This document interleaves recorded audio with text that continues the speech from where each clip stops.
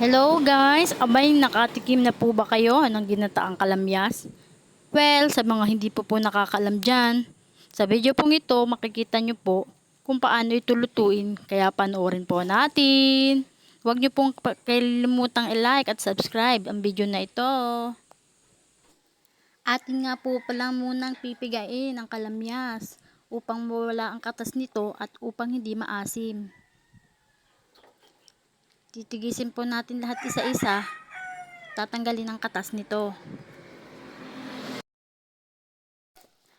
Kapag nga po pala natanggal na po natin isa-isa ang katas, atin nga po pala itong huhugasan.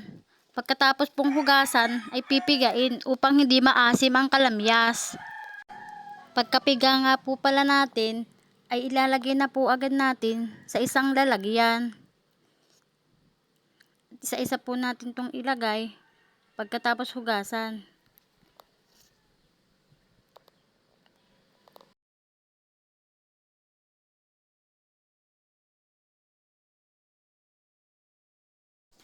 Pagkatapos nga po pala nating mapiga ang kalamyas, atin na pong ihahanda ang sibuyas at bawang.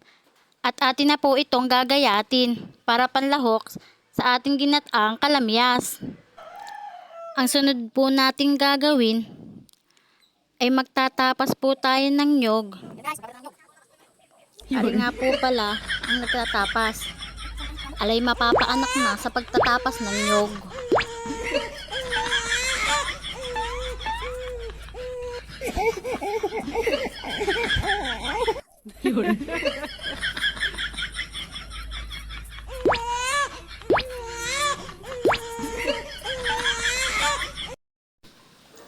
Pagkatapos nga po palang tapasin ang nyog, ari na po ang sunod, ating kakayurin na. Siyempre, hindi sasarap ang kalamyas kung walang ginataan. Kaya ito, kinakayod na po. At pagkatapos po niyan, sunod na po ay iluluto na po ang ating ginataang kalamyas.